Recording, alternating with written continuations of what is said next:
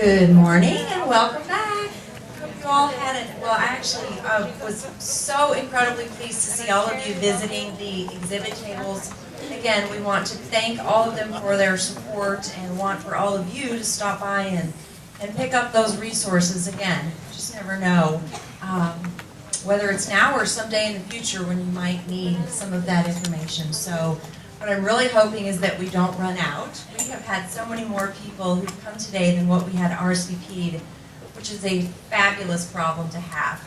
I also would very much like to thank Doctors Hospital at Renaissance for all of their hospitality in helping us to accommodate everyone here today. So do please let us know if you need anything. It is my privilege to introduce our next speaker in our full day of education. Dr. Sharon Lewis has worked on Veterans Administration and National Institutes of Health funded research projects to determine specifically the effectiveness of stress management techniques and relaxation therapy for caregivers of people with Alzheimer's disease. The Administration on Aging has funded the Community StressBusting program for family caregivers, and we are so pleased that Dr. Lewis is here today with us to tell us more about the Community StressBusting program. And I would like to say, being involved as a master trainer, it is by far one of the most incredible resources, and I'm so thrilled that you do have this available in the community, and I know that Dr. Sharon Lewis is going to tell us all about it. So welcome. Thanks for your travels, expert.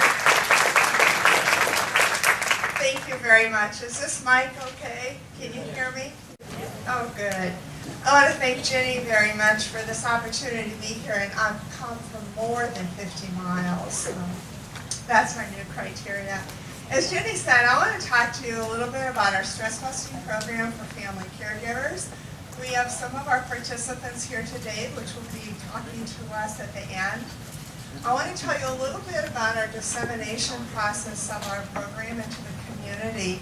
And then I want to just provide a few little bits and pieces of data.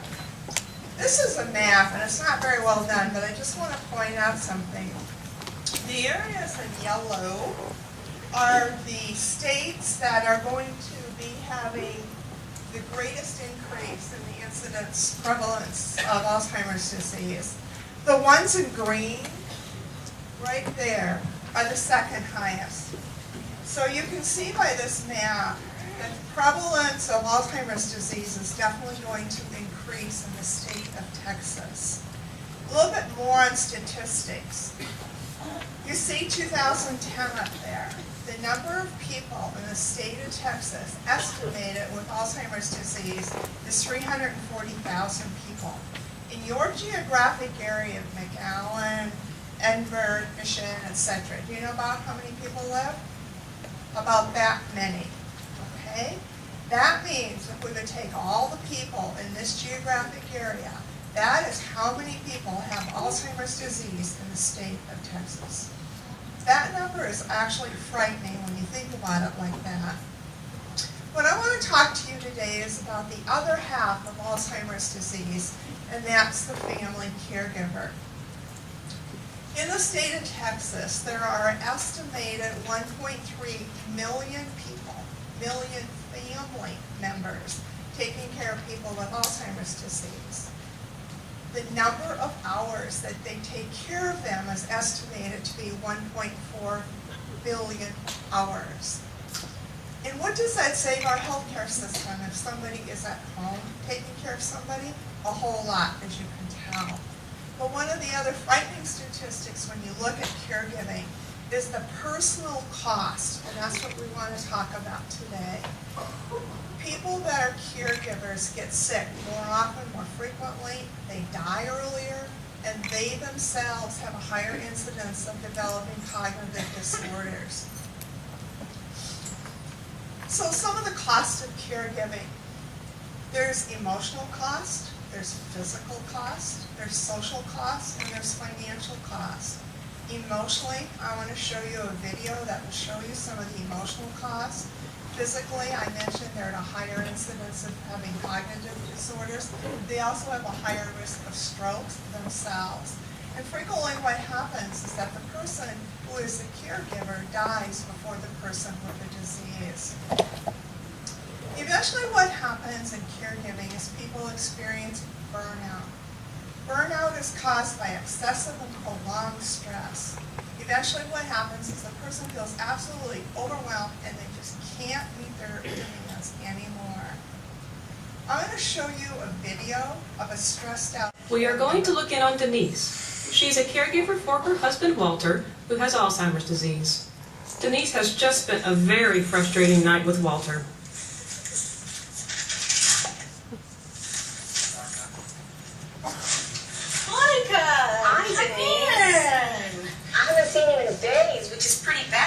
Next to each other, so I figured I'd bring some muffins. Maybe we can get caught up a little. Oh, good. Come sit down. Let me pour you some coffee. Oh, sorry, this place is so messy. Oh. We got some stuff going on. So how are you? Oh, fine. Now we're friends, remember? Tell me, what's really going on with you? I haven't seen you in days. You've been like a hermit. How are things with Walter? Well, things aren't so good. He's been getting worse, and I don't know. I'm just no good at this caregiving thing. I don't know if I can do this anymore. What do you mean you're not good at this? I see how you take care of him. His health, all his medical appointments, everything that he needs to attend to. You're on top of things. Oh, that's nothing. Anybody can do that. No, I'm really bad at this. I'll tell you. Let me tell you about last night. I woke up about 1 o'clock in the morning and Walter wasn't in his bed. So I get up and find him wandering around the living room.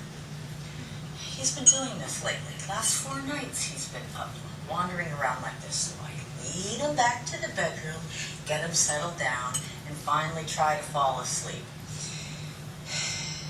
About an hour later, I don't know how long later, I get up and he's gone again. So I get up, go out in the living room, look around. He's not in the living room. He's not in the kitchen. He's not anywhere around. I don't know where he is. The other day, he got out of the house and he went into the street. So I was sure that he had gone out into the street in the middle of the night and was hit by a car. I went out on the porch, couldn't see anything in the dark, looking around, couldn't see anything, and thought, oh, he's gone. I'm never going to see him again. So I go back into the house to try to call the police and see if they can help me, and I pass the spare bedroom, and there he was, in the old bed, fast asleep. Well, you really jumped to a dramatic conclusion there. Well, maybe. I don't know. But the worst of it, he just looked so peaceful lying there. How can he look so peaceful when I was just getting frantic with worry with him? So I figured, well, at least he's sleeping. So I let him sleep. I went back to bed, tried to get some rest. And a little while later, dumping on the piano. Bang! On the piano. Didn't you hear him in the middle of the night? I thought he was going to wake all the neighbors up. And at that point, I totally lost it. It was awful. I just went in there and started screaming at him and pointing my finger at him and telling him to get in bed and this is wrong behavior and he should know better. Oh, and then, Go on. I can't. I am so bad. I am such a loser. I can't believe I did this. You're not a loser. What happened? Well, listen to what I made him do. It was awful. So, I wouldn't let up on him. And I did it until he just burst, and then he flew into a rage. He got the little Hummel from my table and threw it against the wall, and he started screaming at me obscenities and saying he was going to leave and run away. And Walt, he's not like that. But I was so frightened, I didn't know what to do. I was really gonna call the police, but I couldn't even. I just sat there. It was awful. I couldn't move. And finally he settled down. But I'm so ashamed of what I did. What are you ashamed of? Don't you get it? I caused him to act like that. I made him. I never should have. It should have shouted at him and treated him like a child, like I should be the one in control, and I'm keeping him calmed down, and I stirred him up. Now, Denise, yeah, you probably could have handled it a little bit different, but you were sleep deprived. You're tired. You did the best that you could. Is there any way you can get some help? Maybe the kids can come by and help you out? No, I can't ask the kids. They're so busy with their own lives and the little ones, and taking them to soccer practice and games and running them all around. And, you know, they've offered to help sometimes, but they don't always come through because, you know, they're busy.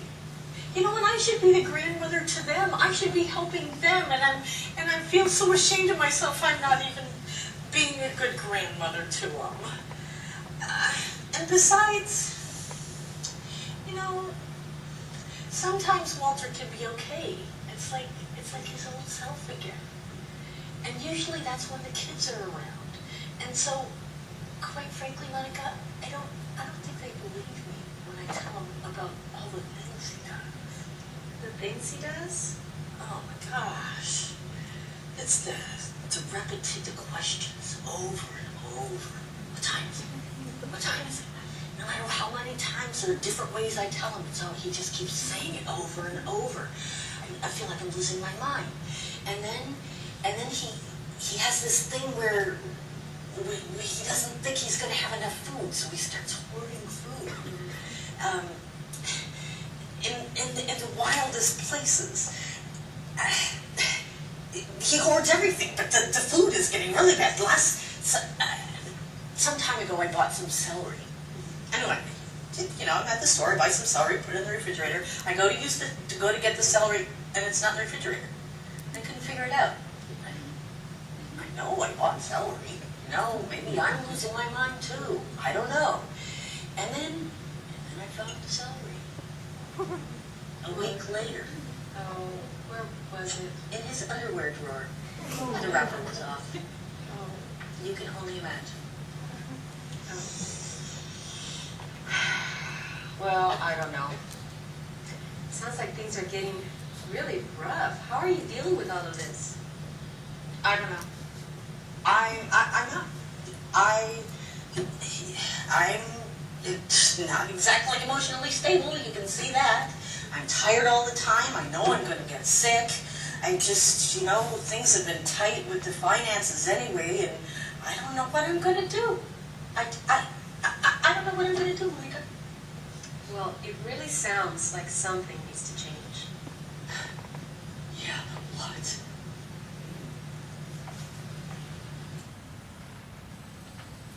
How many caregivers do we have here today? Any of you identify with that? Many of the real emotions of being a caregiver are expressed in this video. And I would like to tell you that one of the things that we have done over the past 17 years is develop a program for family caregivers. And it took on a new component of it actually in about 2002. And the program that we're using now, called StressBusting for Family Caregivers, really had its kind of initiatives launching in 2002. And what the program is composed of is, we call it a multi-component program, and I'll tell you why we use that word. It meets for 9 weeks, for an hour and a half a week for family caregivers. It has 4 components. One is support. It's done in a setting of a support group, a small group of 6 to 8 people. Caregivers get together to do problem solving. They provide an education, and every week they learn a new stress management technique. In 2010, we got money from the Administration on Aging to disseminate our program using what's called a master trainer leader model. I'll explain this a little bit later. This program was funded by the Administration on Aging. And so we were able to get out of San Antonio and go into areas like your area here and in other areas of Texas and train people to do our program. We have a book, and I brought one copy of it today if any of you'd like to see it. This is actually kind of like our curriculum, our program. All of the caregivers get this book. It's fun to do. It has educational materials, it has self-discovery materials. They're all in this book. The other part of our program is we've developed 2 DVDs. One DVD has relaxation strategies techniques on it. While the caregivers are going through the program, they learn a variety of stress management techniques. All of them are on that DVD. They can take it home and they can practice those techniques at home. And then the other DVD is called The Journey of Caregiving. It has stories about caregivers and has a lot of helpful hints for caregivers. So in week 1, caregivers come together. We call it Getting Started, get to know each other. They tell their stories. And one of the most interesting things that happens during week 1 is caregivers are so excited to be with other people who are also caregivers. It's like for many of them, it's the first time they've actually been able to tell their story and share. And there's crying, and there's tears, and there's hugging. And it is a great experience just to hear the caregiver story and to start building up the support. During the second session, we talk about stress. We talk about what is stress and sort of some of the effects that stress can have on you. Their previous speaker mentioned that in caregivers, they have high levels of cortisol. And what happens in stress is that when you feel that impact of stress on your life, you have a whole bunch of physiological effects. And you've all had them. Because one of the things that happens to you, for example, if you are stopped at a red light, you are ready to accelerate through that intersection, and all of a sudden there's another car that runs there, what do? Come and go, yes, I will practice my breathing. No, you go, right? Your muscles tense up, your heart rate goes up, your blood pressure goes up. That is a physiological effect of stress. Well, that's a good thing, because without it, you would never be able to brake appropriately and respond to that potential accident.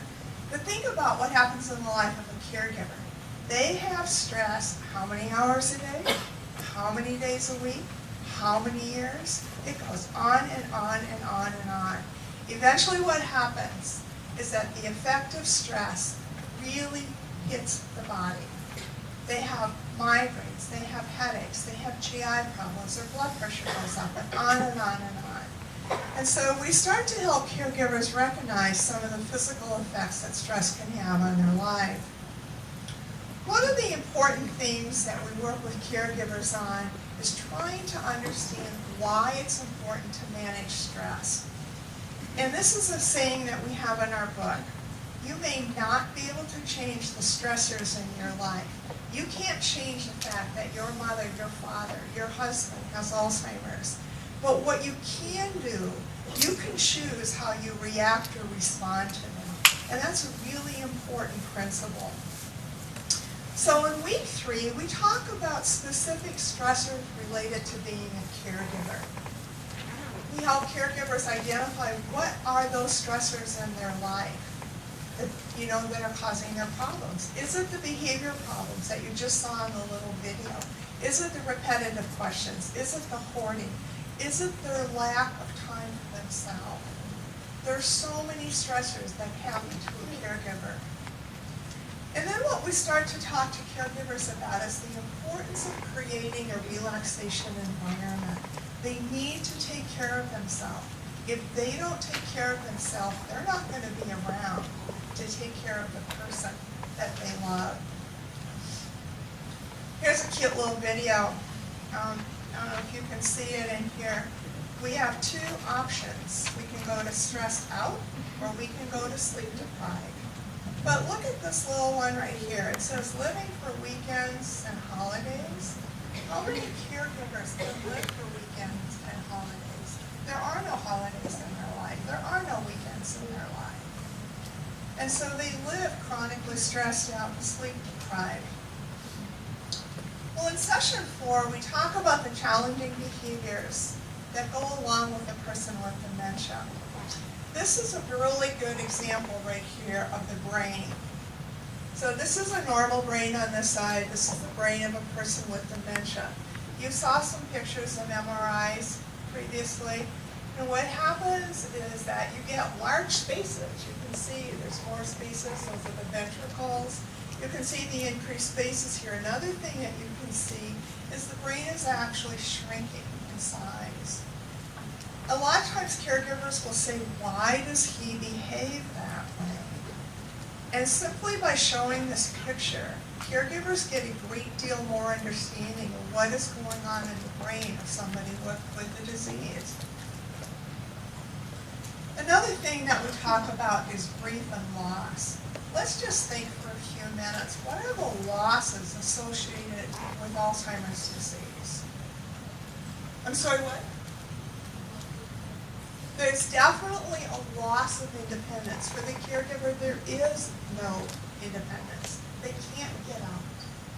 What other losses? Loss of identity. For the caregiver, there is a loss of identity. Who are they? I used to be a school teacher. I used to, be the social chairman of the whatever. What am I now? I live in this house and I take care of this man who drives me crazy. Other losses. Your social life, there's none. You become totally isolated. I got to tell you a really quick story.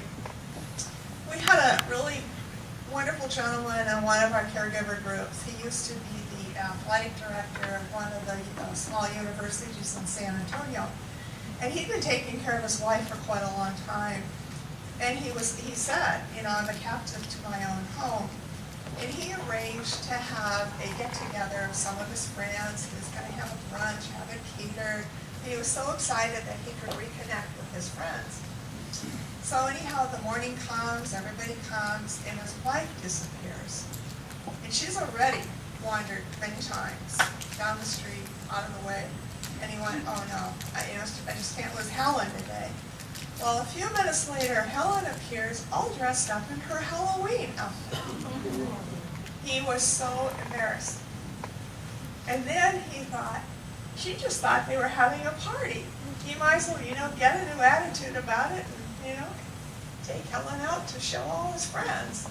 And anyhow, it definitely, the ice was gone and, he reestablished his relationships with his friends. But another thing that happens in terms of the losses is that the friends, the family, think there's like some kind of disease in the family. It's like, you should put an isolation sign or something out there. But that's what happens. It's like some contagious disease. But the losses go on and on. You lose the person you once knew. It's no longer my father. He's no longer the head of this household. He's now the man with dementia. He has a brand. He's labeled. Along with losses come grief. And with Alzheimer's disease, from the time of diagnosis to a person dies, is usually at least 4 to 8 years, and it can be as long as 20. That is a long time to be in a grief reaction. A long time. And many people do not deal adequately with the losses and the grief. And if you don't deal with your grief, you become depressed.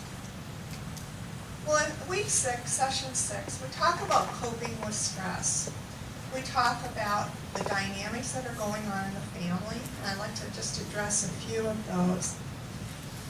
If a family has never had good coping skills, if the family's been a little dysfunctional, do you think it's going to get better once dementia enters the family? It's going to get worse. And usually what happens in the family is one person is designated as the primary caregiver. Usually it's a spouse if the spouse is there, or the oldest daughter, or somebody. But the rest of the family all seems to know what to do better than the person who's the primary caregiver, right? They call them up, they email them, they text them, they tell them what to do, how to do things. And then one of the saddest things is we're showing in the video, the kids don't come over anymore to see Dad. Why don't the kids want to come? Are they really too busy with their lives? afraid. It is frustrating. And another thing that happens with children is they do not want to see their father like that. That's not my father. That is not the man who raised me. That's somebody else. And then for a lot of families, what happens is that they go, oh my goodness, if it happened to my dad, it maybe could happen to me. And so it's very difficult to deal with the reality in the family issues. We talk about many coping strategies. We talk about the use of humor. We help caregivers try to identify, is this stressor changeable or unchangeable? If it's changeable, there's certain things you can do. If it's unchangeable, there's other things that you can do. And we just talk about the effective use of various coping strategies. This is one of my most fun sessions, is positive thinking. And so we talk about the positive aspects of caregiving. For many caregivers, when you first bring up that subject, they go, what is positive about where I'm at? And for many of them, they have never thought about anything positive relating to being a caregiver. Can you think of anything positive about being a caregiver? You actually spend time with the person you love. That's why it's really exciting to be there with them. That's a good point. Let me restate that. One of the positive things about being a caregiver is you get to spend time with that person. For many adult children, they have never spent that time with their parent. And now they get to spend that time. That can be a meaningful and very bonding experience. That's one positive aspect. Anything else positive about being a caregiver?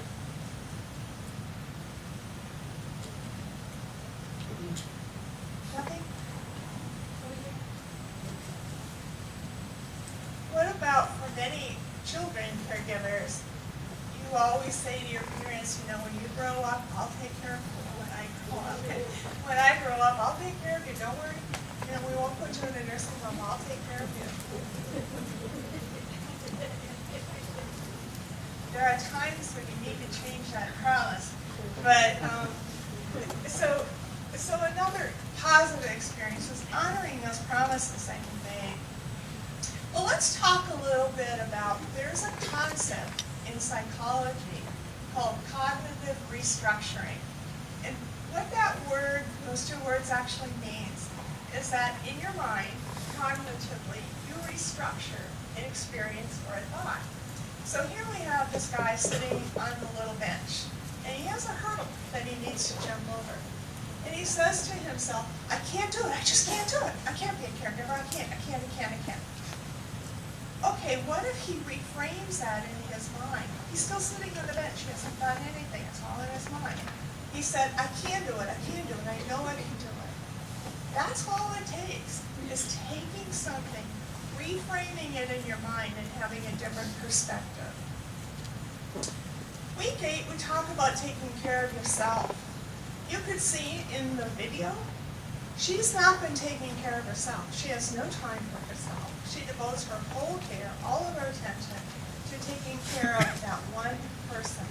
In the process, she neglects her own needs, her physical needs, her social needs, her health needs. She neglects everything.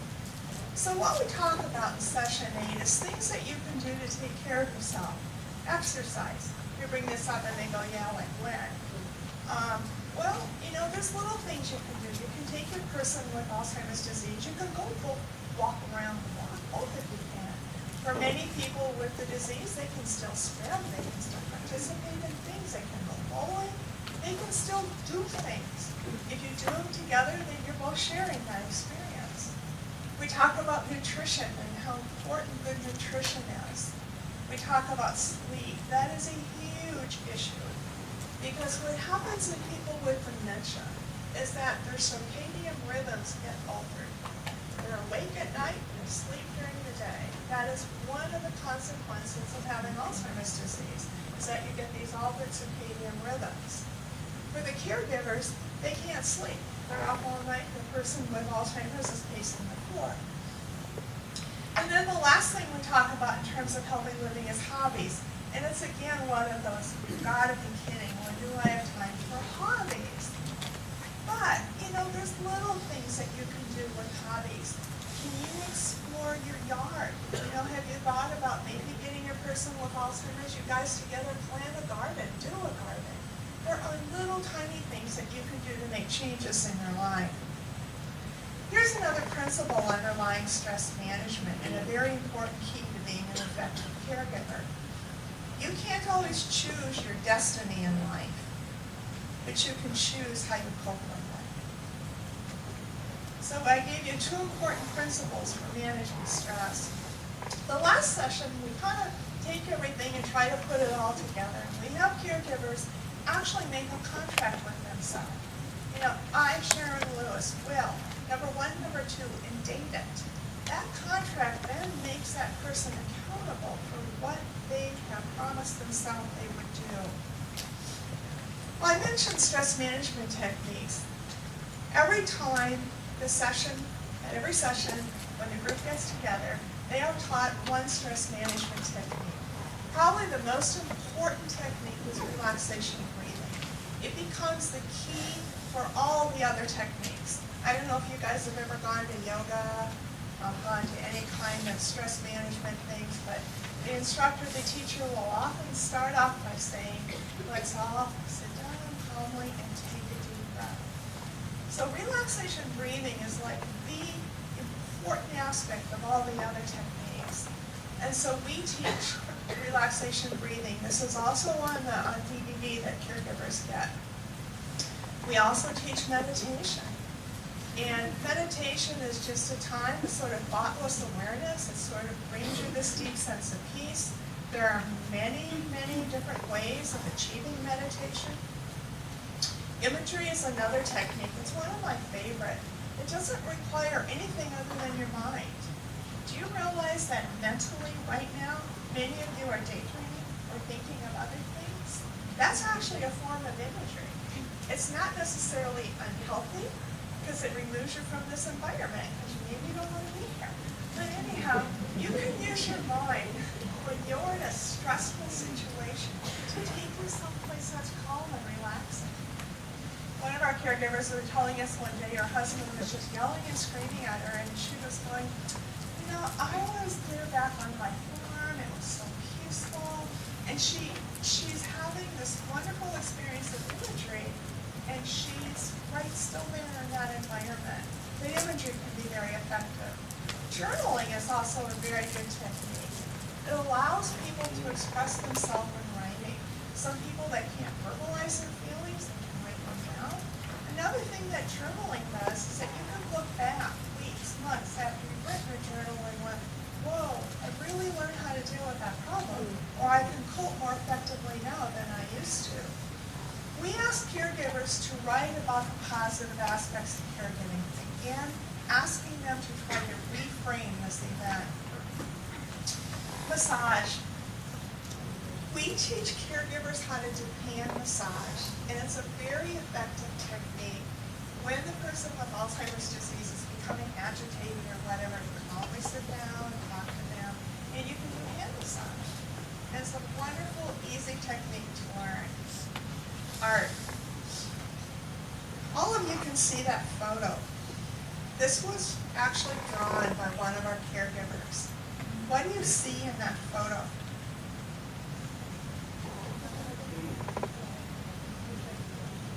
Speak up.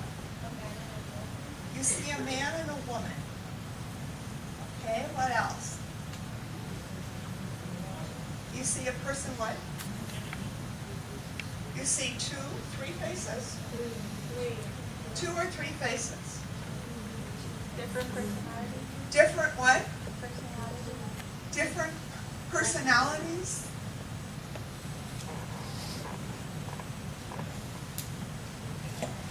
Stretched out. Stressed out, stretched out. What do you make of the water? They're drowning. What about the cross? Faith, hope. Well, let me tell you what the caregiver who drew this told me this was. She said, the face that's looking out at you is the face that she portrays to the world. The other face, or faces, are those, her real feelings. That cross, she loves her husband, but can you see the casing around that heart? It's a little bit of a green casing. Her love can't get out. And she feels like she's drowning. And you see the noose around her neck? It's just like a rope that's like, choking her. Do you see any hope in this picture? See the yellow, the light? So there is some hope. There's a positive part of all this. Okay, but let's look at this. This was a woman, a very interesting lady. She was a Methodist minister, an older Methodist minister, retired, who had divorced her husband. Her children asked her to come back and take care of her divorced husband with dementia, and she didn't. She couldn't talk about it very well, but she sure can draw it pretty well, can't she? So art is a very effective way to allow a person to express and communicate those feelings, emotions, and thoughts that they can't necessarily do verbally.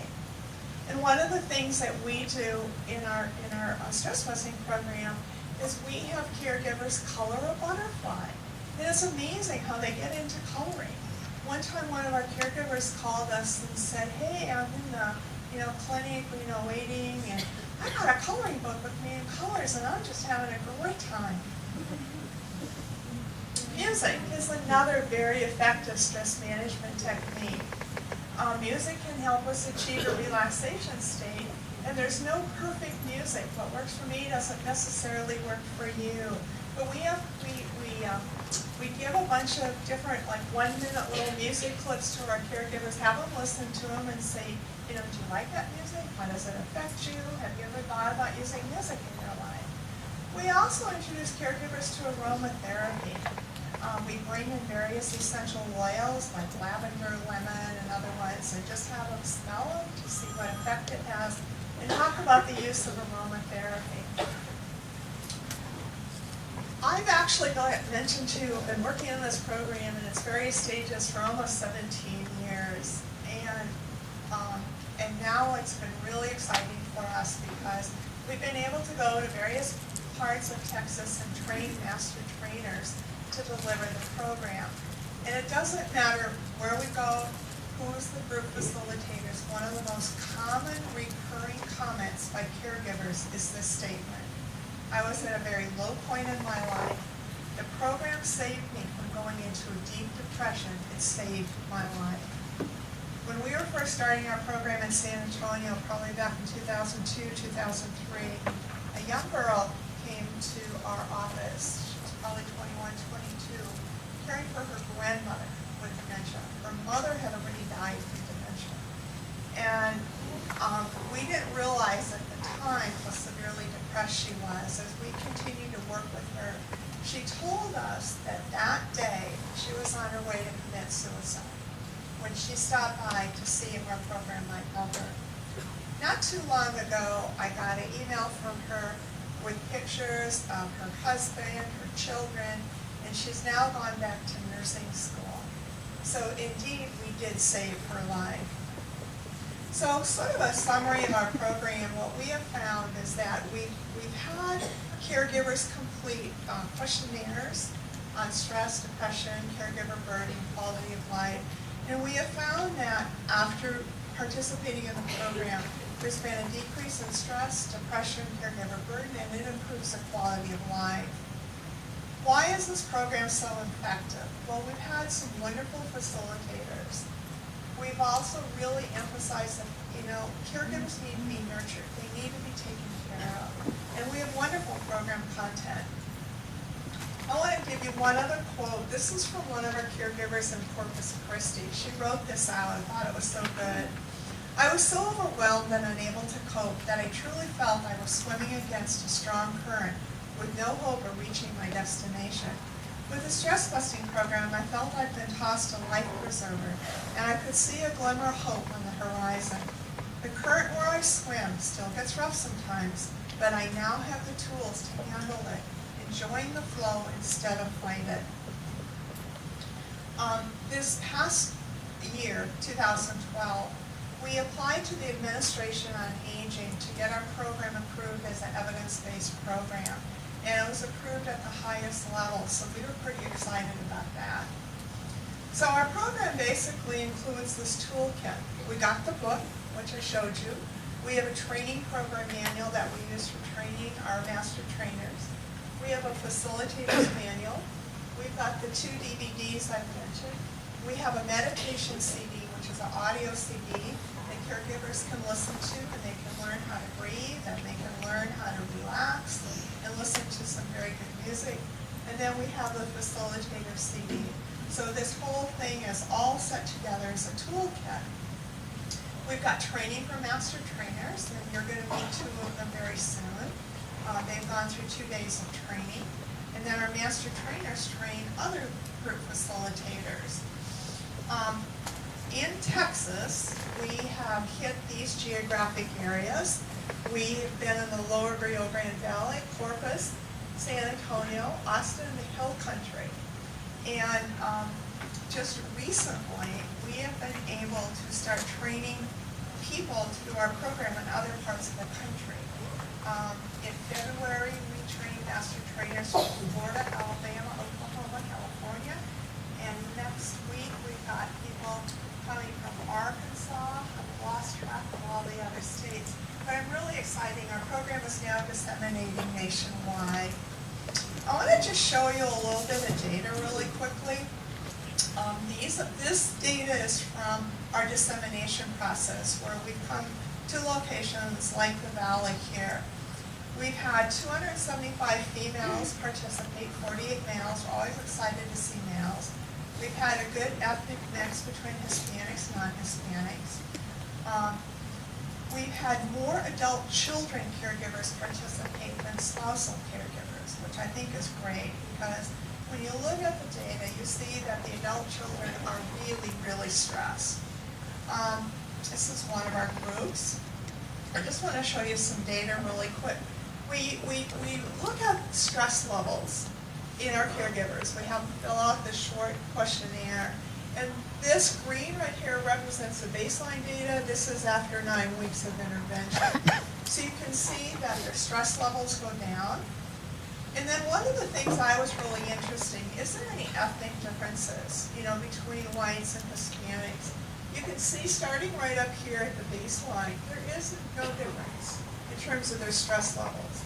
But look at this. This is 9 weeks later, and then this is 2-month follow-ups. Whenever you participate in an intervention, regardless of what it is, you always want to know what are the long-term effects. Is the person still doing it? And so we have done 2-month and 4-month follow-ups. And look at this. There's still a huge, big effect from where we started. And the Hispanics continue to get better. Really indicating that it's been integrated into their life. Mention that we have had spouses as well as adult children caregivers, and one of the things you see up here is that for the adult child, their stress levels are higher. There's obviously some improvement, but then it kind of levels out right here. But for the spouses, they continue to improve. We often think of our adult children caregivers as being trapped in a role captivity. It's a role they never wanted, they never asked for, they never went to school to learn how to do, but they are trapped. Another thing that's been very interesting to me is to look at the difference between men and women. Look at this right here. How come men don't experience stress?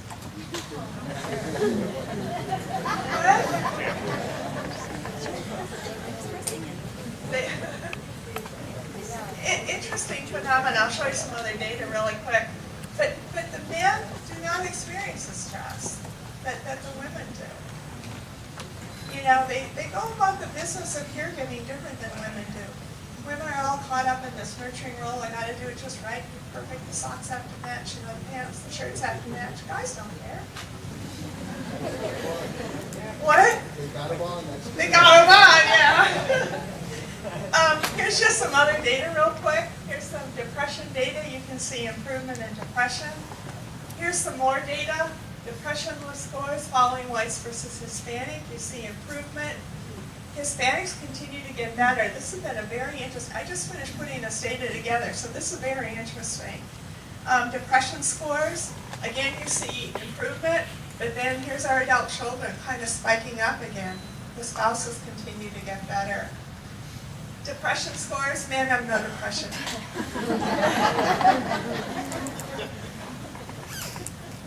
Don't need to pick on men, I'm married to one, but anyhow. Another thing we look at is caregiver burden, definitely improvements in how they feel about what they do. Again, looking at this is interesting. If you look at caregiver burden, Hispanics actually are higher, and then they continue to improve. So that was interesting too. Again, looking at spouse versus adult child, you see right here, this is interesting. The spouses actually experience a feeling of burden much more so than the children. Men, they don't feel anything. Anyhow, the other thing I'm really excited about is that you heard a little bit this morning about the United States has a plan for Alzheimer's disease. Well, Texas also has a plan for Alzheimer's disease, and our program is part of it. So how can we help family caregivers in America? Well, I am really excited today that Letty, you want to come up? Esmeralda?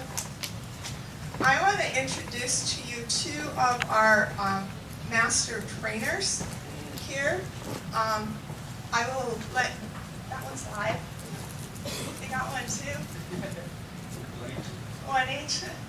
I want to just briefly, go ahead, introduce yourself, tell us who you are. Hi, my name is Letty Sanchez. I'm the caregiver specialist under Caregiver SOS. We're part of the WellMed Sharon Foundation. And I have been a master trainer from last year, the beginning of 2012 in February. And we have graduated in these 3 classes. And I have learned a lot more from my caregivers, I think, than they have learned from me. Well, the other thing that's really exciting right now is that we are in the process of getting our whole program into Spanish. And Letty and Esmeralda right now are doing our very first group in Spanish. So, go ahead.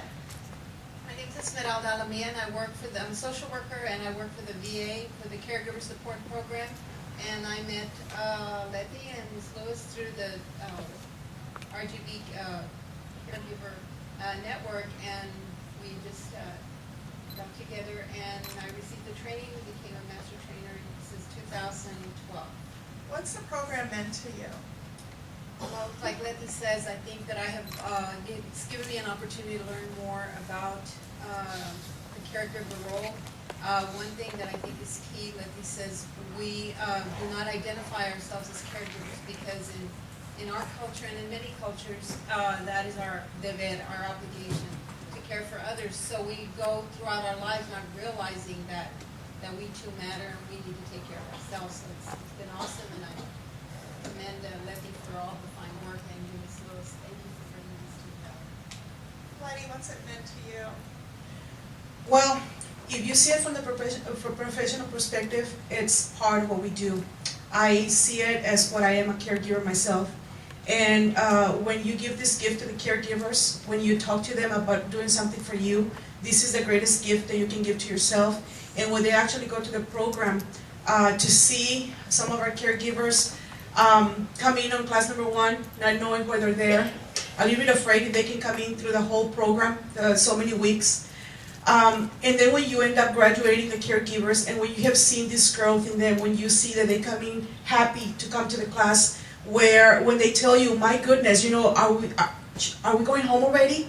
They actually want to stay. When you see them embrace themselves as friends, you really, really understand that they're giving you something back to you.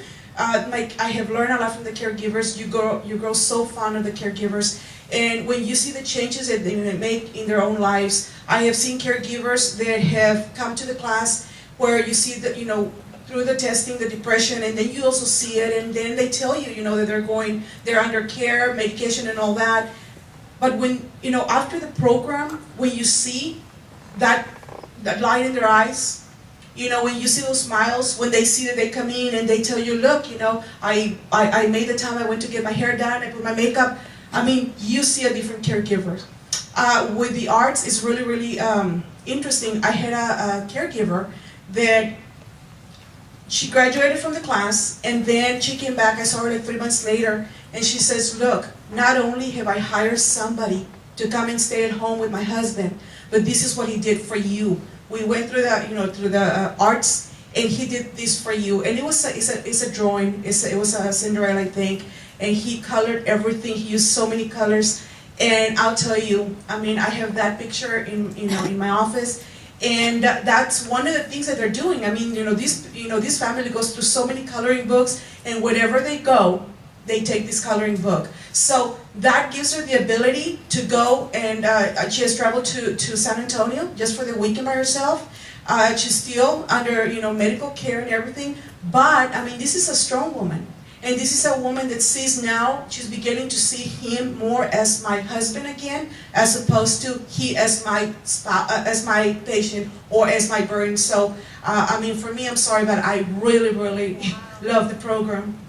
I want to point out, Letty has a table, and at the table she has a brochure on our program, and her contact information is at the back of it. So if you're interested, you can go pick this up. I'd like you guys to introduce two of your caregivers. First we have Mrs. Guzman. Just come up here. You can do it.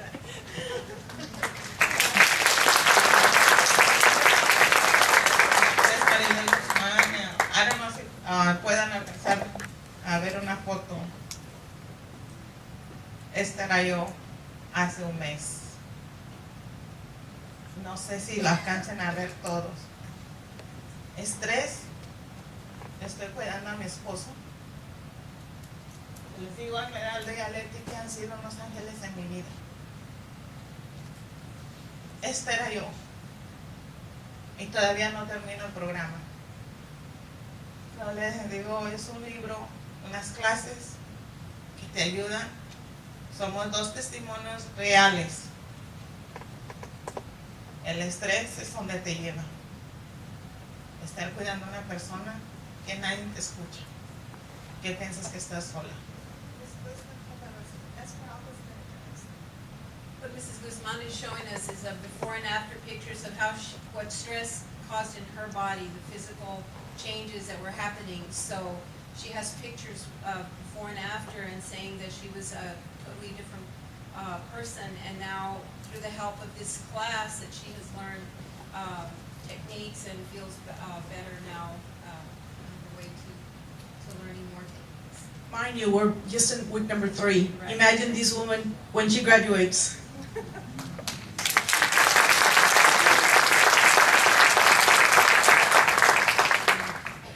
Mi nombre es Victoria Ángel, yo cuido a mi hija, tengo un año que la estoy cuidando. Antes yo no sabía cómo hablar, cómo contestarle. Ahora que estoy en el curso con Esmeralda y he aprendido a hablar con ella, como ella está, no le gusta salir, está encerrada, so es bien duro para mí estar, ¿cómo les explico? No poder hablar, no poder entenderla, pero gracias al programa, el libro, todo lo que, las clases que estaba asistiendo, me ha ayudado y ahora me siento otra persona diferente.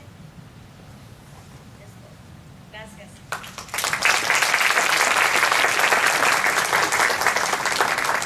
Sandra said that she has learned a better way to communicate with her daughter. She would go out in public or to places and she wouldn't know what to say or do, but now through the help of the program, she's learning different techniques and she feels a lot better. Thanks, you guys. Thank you.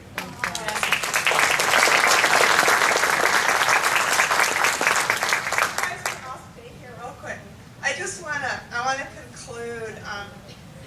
In your talks about the Geriatric Education Center. And the Geriatric Education Center, Mark, where are you? Raise your hand, Joe.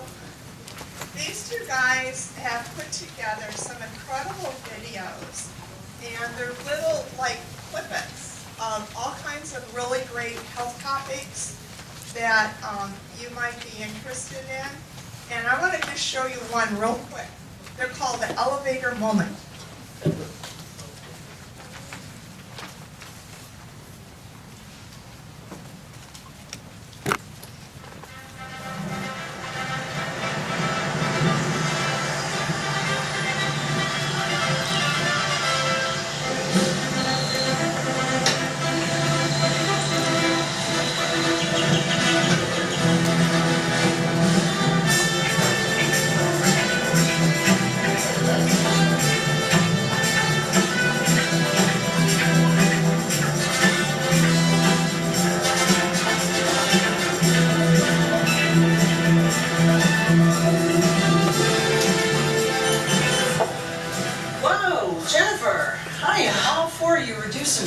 But not necessarily here at work.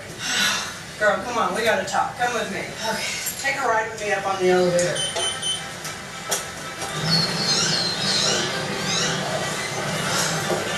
Ladies, what floor? 27, please. 27. You've gotta work on it.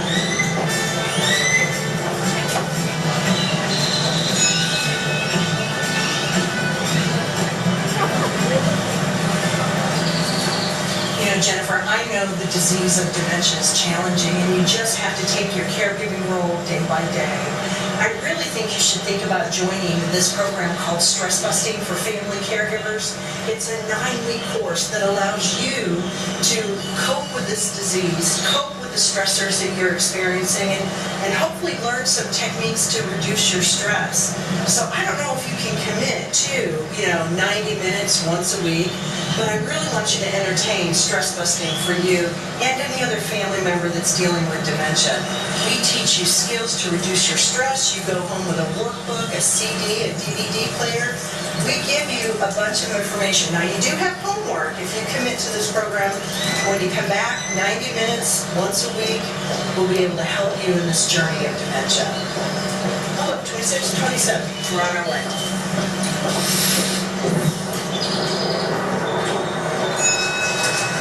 Okay, this is your report.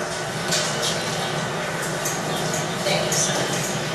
Listen, Jennifer, just remember, StressBusting for family caregivers. If you go to www.caregiversstressbuster.org, you'll be able to find more information. No more working out at work, okay? Thank you. Take care.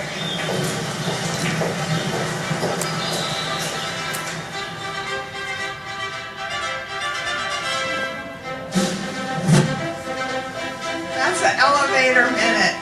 If you're, Mark and Joe have put together some great videos. So take a look at their YouTube site. Esmeralda has one more comment.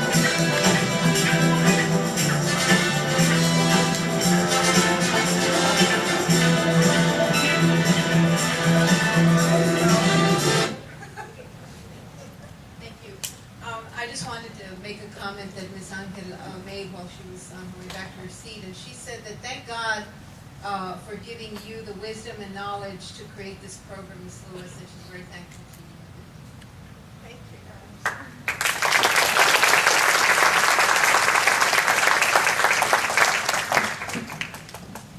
So, thank you so much, Dr. Lewis. Really, really appreciate you sharing information and the fact that this program already exists here in this community and many others. We wholeheartedly hope that you will take advantage of it. And we've been handing these out, and I wish that we would have shown you. We are giving to all of our speakers art that was done by people with Alzheimer's disease, and they're quite beautiful if you get a chance to peek at them. So, Dr. Lewis, this is for you. Thank you very much for everything. I just want to make one more comment. Letty just reminded me. We are trying to expand our program, obviously across the United States, South Texas. And if any of you or your facilities might be interesting in offering the StressBusting program. Letty has a table, a booth. We are also interested in training people to be group facilitators. So contact Letty, okay? Anything else, Letty? Okay, thank you guys.